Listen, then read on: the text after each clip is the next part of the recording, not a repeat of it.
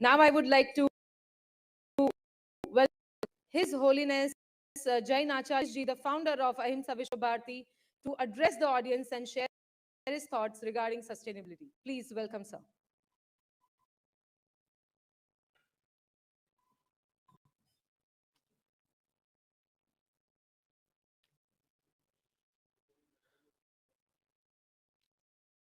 स्वामी विवेकानंद जी की जन्म जयंती पर मुंबई के ऐतिहासिक यशवंतराव चौहान ऑडिटोरियम में आयोजित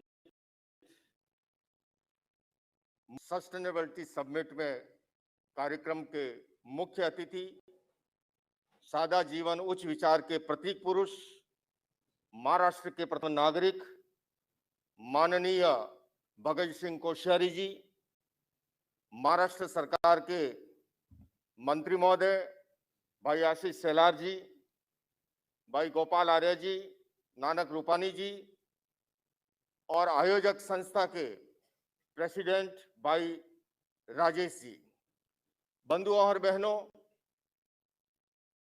बहुत ही एक विषय पर स्वामी विवेकानंद जी की जन्म जयंती पर कार्यक्रम रखा है। संगठन उनके नाम को समर्पित है और संगठन उनके काम को समर्पित है। जब भी हम सस्टेनेबिलिटी की बात करते हैं तो सबसे पहले हमें इस बात पर चिंतन करना चाहिए कि केंद्र में क्या हो और परिधि क्या हो। जब तक चेतना केंद्र में रहेगी, आत्मा केंद्र में रहेगी, पदार्थ परिधि में रहेगा, तब तक सस्टेनेबिलिटी के लिए कोई समस्या खड़ी नहीं होगी। जब जब केंद्र में भौतिक और चेतना आत्मा को ढूंढने से भी न मिले, वहां पर खड़ी होगी। मुझे लगता है मौजूदा समय में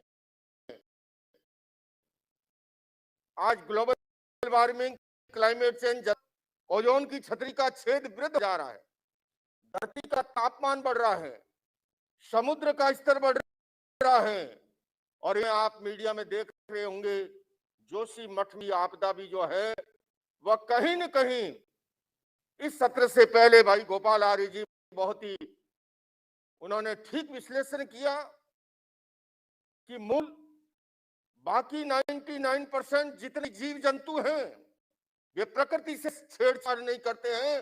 केवल धरती पर 1% मनुष्य है और मनुष्य की खोपड़ी है वही कर रही है और उसके कारण है हमारे भीतर की लोभ की चेतना।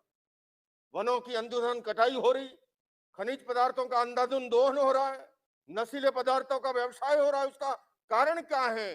भीतर में जब लोभ की चेतना होती है तब समस्या उत्पन्न होती है। बंधुओं और बहनों, हमारी ये धरती माता हमारी आवश्यकताओं की पूर्ति कर सकती है, किंतु हमारी असीम लालसा, असीम इच्छाएं और एक जैन मुनि होने के नाते मैं ये कहना चाहूंगा, भगवान महावीर ने 2600 वर्ष पूर्व कहा था, इच्छाऊ आकाश समान अनंतिया। इच्छाएं आके और असीम इच्छाओं की पूर्ति ससीम पदार्थ नहीं कर सकते, इसलिए उन्होंने भोग और उपभोग की सीमाकरण की बात। अगर उससे ये कोविड जैसी समस्या की जरूरत ही नहीं पड़ती, ये कोविड भी कहीं न कहीं मनुष्य को समझाने के लिए धरती पे आया कि जिस तरह से प्रकृति का दोहन हो रहा है, जिस तरह से उसका कारण है आज हस्ती पर हैसियत हावी हो गई। मैं क्या हूं इसका मूल्य नहीं है, मेरे पास क्या है इसके आधार पर जब मूल्यांकन होता है तो हर व्यक्ति एन केन प्रकारेण उस दौड़ में लगता है। मैं अधिक लंबा समय नहीं लूंगा।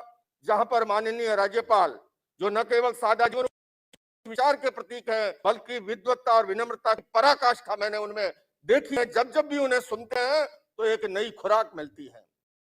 इसलिए मैं चाहूंगा स्वामी विवेकानंद के जन्म जयंती के अवसर पर इससे बढ़िया और कोई कार्यक्रम नहीं हो सकता। इसलिए मैं भाई राजेश जी आपको एक संत होने के नाते साधुवाद देना चाहता हूं कि आप इतना सुंदर कार्य न केवल यहाँ दिल्ली में भी, क्योंकि ये बंबई में है उससे इतना अधिक दिल्ली में है।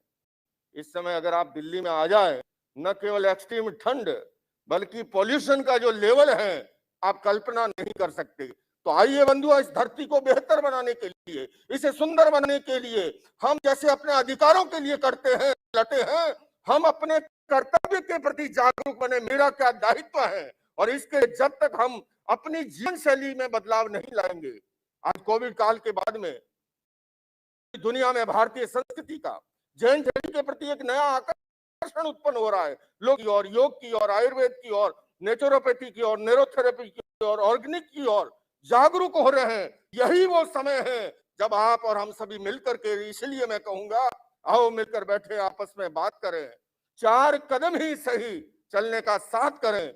यूं तो दूरी से दूरी बढ़ती जाएगी, कभी तो हम खुद से खुद की मुलाकात करें। तो आइए बंधुओं, जो विवेकानंद युद्ध कनेक्ट ने जो सचमुच में ये जो कार्य कर रहे हैं, इस संगठन के सम्मान में कहना चाहूंगा, बात सरल बलिदान कठिन है, पतन सहज उत्थान कठिन है, गाता है खंडर का हर पत्थर, ध्वंस सरल निर्माण कठिन है। तो आइए बंधुओं, निर्माण में लगे।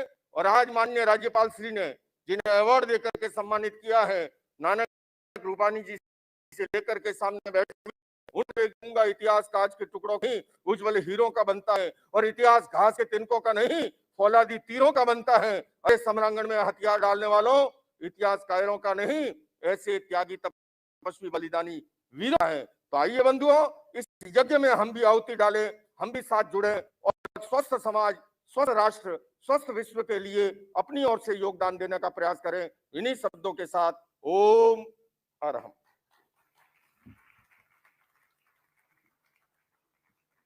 बहुत ही शुक्रिया His Holiness Jain Acharya Lokesh Ji, founder of Ahimsa Vishwa Bharati, for sharing his thoughts about sustainability and how we can make our city a better place.